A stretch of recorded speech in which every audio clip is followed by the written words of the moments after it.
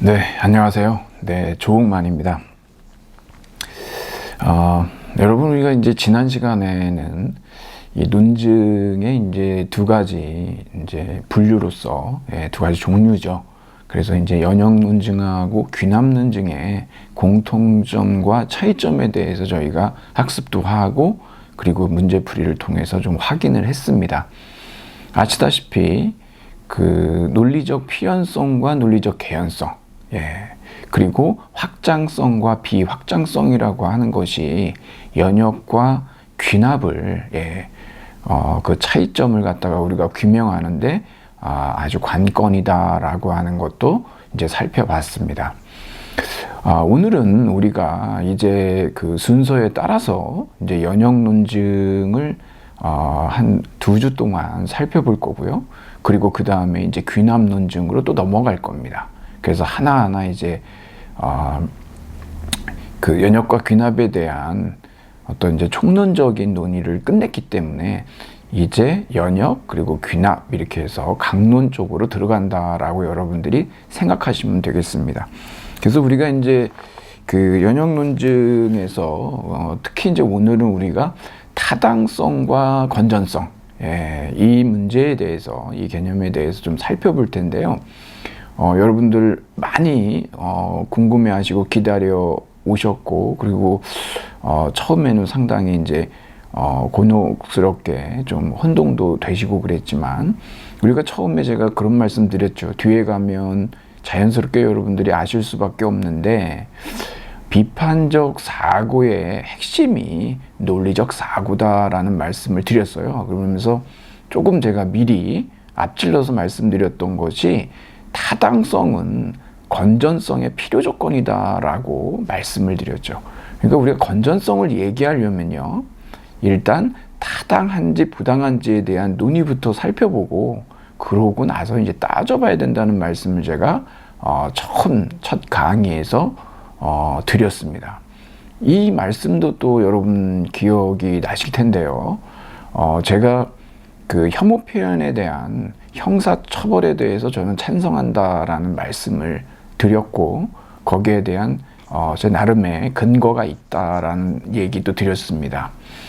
참 안타깝고 너무 가슴 아픈 사건이 벌어졌습니다.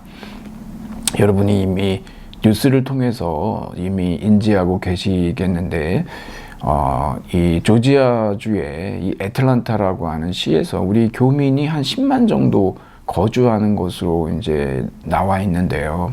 거기에서 이제 그 어떤 그 스파 시설을 돌아다니면서 20대 초반에 백인 남성이 결국 이제 총기 폭력을 저지르고 말았습니다. 그래서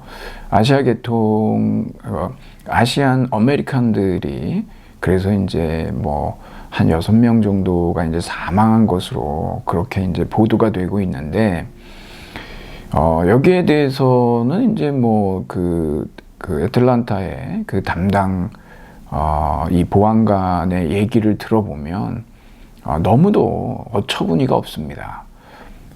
그 사람에게 굉장히 나쁜 날이었다느니 그런 식의 그 말을 그 공식적으로 한다라고 하는 것은 전혀 이 문제의 사안을 제대로 꿰뚫어 보지 못한다라고 우리가 볼 수가 있겠죠.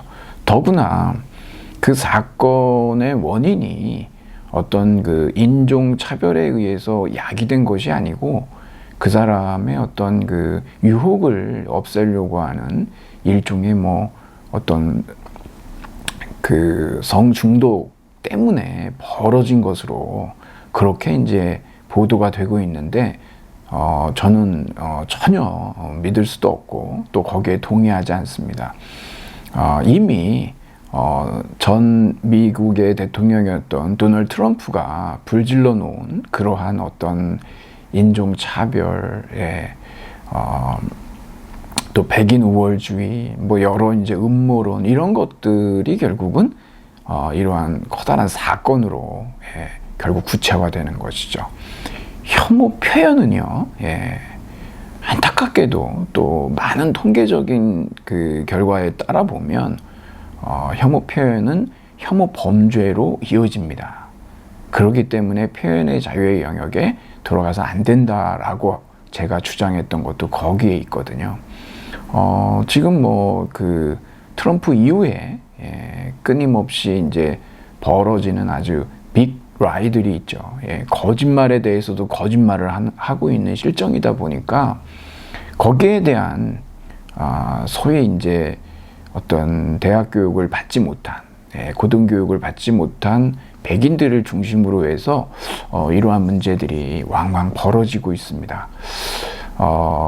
아시안 아메리칸에 대한 이러한 어떤 폭력, 또 이제 그 흑인에 대한 그런 어떤 차별과 인권 유린 이런 것들에 대한 문제들이 소수인종에 대한 문제들이 참 미국 사회에 큰 내용으로 지금 문제를 야기하고 있다라고 하는 것을 우리가 좀 살펴볼 필요가 있겠습니다. 이건 명백하게 명백하게 징후범죄입니다. 이 부분에 대해서 이 관계 당국에서 인정하지 않는다 하더라도 이것이 징후범죄가 아니라고 생각하는 사람들은 뭐 그건 이 사안을 제대로 꿰뚫어 보지 못한다라고 볼 수밖에 없겠죠.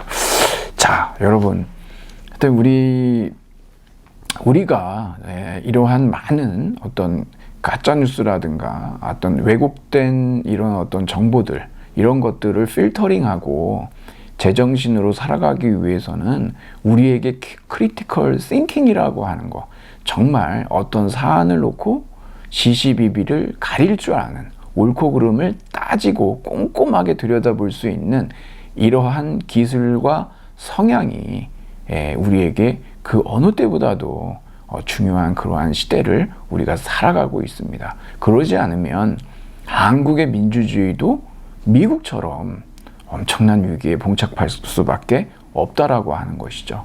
그러니까 여러분이나 저에게 어떤 우리의 이제 어깨에 큰 무거운 짐이 있다라고 생각하시고 그러한 책임감을 갖고 우리가 여러분 이 수업에 임해야 된다라고 또 생각하고 여러분께 또 부탁을 드리도록 하겠습니다. 자, 그러면 여러분 우리가 이제 연역 논증에서도 특히 이 타당성과 건전성, 즉 어떤 비판적 사고와 논리적 사고의 이 관계에 대해서 또 그 개념에 대해서 이제 살펴볼 텐데요. 여러분께 제가 먼저 드리고 싶은 말씀이 여러분이 한번 그 39쪽이죠. 네, 39쪽으로 한번 가보시면 거기 이제 부당한 논증 유형 바로 윗단락에 이런 얘기가 나옵니다. 거기 보면은 명제 논리에서 뭐 이렇게 대표적인 것들을 살펴봤는데 이런 명제 논리가 아닌 다른 논리, 그러면서 정언 명제 논리나 수러 논리에서 타당한 논증들이 있다, 뭐 이런 얘기가 나온단 말이에요. 여러분들이 이것은 좀 구분해 두실 필요가 있는데 우리가 연역 논증도 이렇게 세 가지 종류로 나눠볼 수가 있습니다. 우리 교재에서는요 주로 거의 대부분이죠. 우리는 명제 논리, 즉 명제 논증을 중심으로 우리 교재가 이루어져 있습니다. 근데 여러분 소위 이제 정언 논리, 카테고리컬 로직이라고 하는데 이것이 바로 이제 아리스토텔레스의 논리학이고 아주 그 프란시스 베이컨이 아주 신랄하게 비판을 하면서 이게 오르가눔이라고 하는 일종의 이제 논리학을 도구로 봤거든요. 노붐 오르가눔이라고 해서 신기관이라고 하는 책을 통해서 어떤 그 아리스토텔레스의 이러한 연역 논리학이 사실적 지식의 확장에 있어서 결코 도움이 되지 않는다. 그래서 새로운 과학적 방법론으로서의 귀납법을 무척 중요하게 이제 주장을 하거든요. 그 책에서. 그래서 이제 뭐 신기관 이렇게 되는 거죠. 이제. 그런데 우리가 이제 이 연역 논증도 세 가지 종류로 나눠볼 수가 있는데 그 중에 하나가 명제 논증, 그리고 아리스토텔레스의 논리학인 정언 논증, 그리고 우리가 다루진 않지만 수로 논리가 있어요. 이 차이점들은 어디에 있냐면 아무래도 제가 여러분들한테 명제 논증은 우리가 본격적으로 다룰 수밖에 없지만 오늘 여러분께 소위 이제 이 고전 논리학이라고 하는 아리스토텔레스의 논리학인 명제 논증도 우리 예가 있기 때문에 여러분께 이제 필요한 만큼 설명을 좀 드릴 겁니다. 근데 여러분들이 여기에 대해서 제가 드리는 설명 정도만 조금 이해하시면 되고, 사실상 여러분이 만일에 이제 리트 시험이라고 그러죠. 예, 법학 적성 시험을 보시겠다라고 한다면 이 그 정언 논증도 여러분이 공부를 하셔야 됩니다. 왜냐하면 이것도 이제 범위에 들어가기 때문에 그렇거든요. 여러분들이 이제 그 논리학 관련 서적을 보시면 혼자 독학을 하실 수도 있습니다. 어렵진 않습니다. 하지만 하여튼 우리는 다루지는 않습니다. 예, 그렇게 많이 현실에서 유용성 있게 쓰이지 않아서 그렇고요. 그래서 우리는 명제 논증을 중심으로 얘기를 하고, 그 다음에 수로 논리라고 하는 것은 뭐냐면, 우리가 정언 논증은요, 소위 어떤 명제 내 계산이라고 해서 제가 조금 이따 설명드리겠지만 어떤 그 개념을 중심으로 하고 있고요. 명제 논증은 명제를 중심으로 하고 있어요. 근데 그 개념 간의 논리적 관계를 다루는 거를 정언 논증이라고 하고, 명제 간의 논리적 관계를 살펴보는 걸 명제 논증이라고 하는데, 이 두 가지를 전부 종합적으로 살펴보는 아주 복잡한 논리 체계를, 그래서 이제 수로 기호로 다 바꾸죠. 그래서 그걸 우리가 수로 논리라고 하는데, 이것은 좀 전문성을 띠고 있기 때문에 이것은 철학과의 어떤 전공 과목으로 들어 있습니다. 그러니까 여러분이 혹시 흥미를 가지시거나 이런 거에 대한 필요성을 느끼신다라고 한다면 이러한 정언 논증과 명제 논증의 이런 두 가지 개념들 간의 논리적 관계, 명제 간의 논리적 관계를 종합적으로 살펴보는 이러한 어떤 수로 논리에 대한 수업을 수강하셔도 괜찮습니다. 여하튼 연역 논증이 이렇게 세 가지로 구분할 수 있다라고 여러분들이 일단은 좀 정리를 해 두시고요. 자, 그러면 34쪽으로 한번 여러분들이 와 보시죠.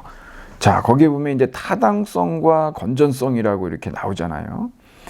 이미 지난 시간에도 제가 여러분께 잠깐 말씀드렸고, 제가 여러분께 제공해 드린 어떤 그 학습 자료에도 들어있지만, 여러분, 우리가 참이다, 거짓이다라고 얘기하는 것은 명제에만 해당이 된다 그랬죠. 명제라고 하는 것은 참이나 거짓이라고 하는 그런 진리치를 갖고 있는 문장을 말하잖아요. 그래서 우리가 참인 명제, 거짓인 명제라고 쓸 수는 있지만 참인 논증이나 거짓인 논증이란 말은 쓰지 못한다 그랬죠. 왜냐하면 논증에 해당하는 수식어구는 우리가 타당성과 관련된 용어를 써야 돼서 타당한 논증, 부당한 논증이라고 써야 되겠죠. 이렇게도 될 수가 없습니다. 타당한 명제, 부당한 논증이라는 이러한 말도 어불성설이죠. 그러니까 여러분들이 논증과 명제가 참 거짓이라든가 타당 부당하고 어떻게 연결이 되는지에 대해서도 다시 한번 여러분들이 좀 생각을 해 주시고요. 여하튼 연역 논증에서 가장 중요한 개념 타당성, 밸리디티라고 그러죠. 그 다음에 건전성, 사운드니스라고 그러는데 이런 어떤 논증과 관련해서 건전하다, 건전하지 않다, 혹시 다른 또 번역은 또 불건전하다 이렇게도 얘기해요. 그래서 좀 이런 생각이 드실 수도 있는데 여하튼 이렇게 표현을 합니다. 그래서 우리는 일단 타당성 문제는요, 이게 바로 뭐냐면 여러분, 우리가 앞에서 얘기했을 때 그 논리적 사고에 해당합니다. 그리고 건전성이라고 하는 것은 말 그대로 비판적 사고죠. 타당성이라고 하는 것은 전제와 결론의 그 지지 관계 있죠. 구조, 패턴, 형식, 논증 형식. 예, 그것을 보는 겁니다. 건전성이라고 하는 건 뭘까요? 즉, 전제들이 실제로도 참인지 거짓인지, 그러니까 전제들의 참과 거짓, 신뢰성 이런 것들을 갖다가 따져보는 것을 갖다가 우리가 건전성이라고 합니다. 그러니까 여러분들이 타당성과 건전성이 각각의 어떤 역할을 하는지를 꼭 염두에 두시기를 바라고요. 자, 아무래도 이 논리학이라고 하는 건 형식의 학이죠. 그렇기 때문에 건전성이 아니라 방점은, 포인트는, 무게중심은 어디에 있냐? 바로 타당성에 있습니다. 자, 이 두 개념을 구분하기 위해서 다음 3단 논법을 고찰해보자 그랬거든요. 여러분 여기서 3단 논법 여러분 생각나시는 거 있죠? 정언 3단 논법. 소크라테스 죽는 얘기 나오지 않습니까? 모든 사람은 죽는다. 소크라테스는 사람이다. 그러므로 소크라테스는 죽는다. 이것이 여러분 아리스토텔레스의 논리학이고 이게 고전 논리학이거든요. 이게 바로 이제 정언 3단 논증이라고 그래요. 왜 이것을 정언 3단 논증이라고 하냐 그러면은 정언 명제로 3단으로 이루어져 있어서 그렇거든요. 정언 명제라고 하는 건 뭘까요? 정언 명제라고 하는 것은 어떠한 주장을 담고 있는 명제를 얘기하는데, 제가 대표적으로 여기 지금 나와 있는 것처럼 모든 사람은 동물이다 그러잖아요. 제가 여러분한테 어떻게 말씀드릴 수가 있냐면, 여기 지금 모든이라고 있죠. 이 모든 말고 또 어떤 뜻일 수 있어요. 이걸 양화사라고 합니다. 퀀티파이어라고 하는데, 그래서 항상 이 정언 명제는 4가지 종류가 있는데요. 맨 앞에 이 양화사가 모든이 나올 수도 있고 어떤이 나올 수도 있어요. 그리고 그 다음에 등장하는 개념이 있는데 보통 3가지로 우리가 얘기를 하는데, 여기에서 이제 그 연결고리가 되는 중매 역할을 하는 매개념이 있습니다. 즉 대전제와 소전제에 다 들어있는 그런 개념이 있어요. 여기 얘 이를 보면 뭡니까? 사람이죠, 여러분. 요 사람을 갖다가 우리가 매개념 또는 중명사 그러고 표시는 대문자 M으로 표시를 합니다, 여러분. M으로. 그리고 또 뭐가 있냐면 이 결론으로 여러분들이 가보시면 결론의 앞에 나오는 그 남자 있잖아요. 요 남자, 요 앞에 나오는 것을 우리가 주어 개념이라고 합니다. 제가 여러분한테 말씀드렸죠. 이 정언 논증이라고 하는 것은 개념들 간의 논리적 관계. 이 개념들 간의 포함과 배제를 따져보거든요. 그래서 이 개념이 앞에 나온 거 지금 이 주어 자리에 오는 것을 주어 개념이라고 하고, 뒤에 나오는 것을 우리가 동물을 수로 개념이라고 그래요. 그러면 개념이 총 3개가 나오죠. 매개념하고 주어 개념하고 수로 개념이 나오잖아요. 그리고 모든 이러한 3단 논법들은요, 대전제하고 소전, 맨 처음엔 대전제가 나오고 그 다음엔 소전제가 나오고 결론이 나오도록 여러분들이 바꿔주셔야 됩니다. 소전제가 먼저 나올 수도 있어요. 그때는 여러분들이 무엇을 보고 대전제, 소전제의 순서를 바꿔줘야 되냐 그러면 결론에 나와 있는 수로 개념이 결국은 대명사거든요. 그리고 주어가 소명사고, 그러니까 대전제에 들어있는 걸 대명사, 소전제에 들어있는 걸 소명사라고 그래요. 그래서 여러분들이 이것을 갖다가 우리가 좀 표시를 해본다 그러면 모든이나 어떤 이라고 하는 것이 양화사가 나오고, 그 다음에 주어 개념이 나오고, 그 다음에 수로 개념이 나오고, 그리고 마지막에는 이다나 아니다가 나와요. is나 is not. 이것을 우리가 개사라고 하는데 코플라라고 얘기를 합니다. 그러니까 총 이렇게 4가지의 형태로 이렇게 구성이 돼 있다라고 여러분들이 보시면 되고, 그래서 여기에 등장하는 명제가 A 명제, 대표적으로 여기 지금 나온 게 A 명제거든요. 뭐냐 그러면은 모든 S는 P이다. 이렇게 나온 명제를 우리가 정언 명제 중에서도 A 명제라고 합니다. 이것에 대해서도 이제 말씀드리자면 좀 시간을 많이 우리가 할애해야 되기 때문에 제가 아주 자세하게 말씀은 못 드리는데, 그래서 A 명제, E 명제, I 명제, O 명제라고 해서 정언 명제는 총 4가지가 나옵니다. 그래서 우리가 그 명제들을 통해서 식을 결정하고, 뭐 A, 그러니까 정원 명제의 A 명제냐 그러면은 대전제, 소전제, 결론이 다 A 명제로 이루어져 있냐? 얘 일처럼요. 다 모든 S는 P다 이런 식으로 이루어져 있잖아요. 이런 경우로 되어 있기 때문에 A식이라고 하고 또 격이 있는데 이 격이라고 하는 것은 이 중명사의 위치를 가지고 얘기를 합니다. 그래서 우리가 보통 무슨 식, 무슨 격 이런 식으로 해가지고 이것이 이제 256가지의 이러한 어떤 그 정원 3단 논법이 가능합니다. 물론 거기 중에서도 타당한 정원 3단 논법이 있고 부당한 정원 3단 논법들이 있는 거죠. 그게 이제 정원 논리에서 그렇고 우리는 이제 그 명제 논리에서 또 따로 다음 시간부터 이제 살펴볼 겁니다. 제가 여러분한테 이렇게 이런저런 말씀을 좀 드렸는데 이게 아마 여러분들이 대표적인 예로 알고 계시는 그러한 정원 3단 논법을 좀 생각을 해 두시고 여기에 나와 있는 예가 좀 설명이 돼 있거든요.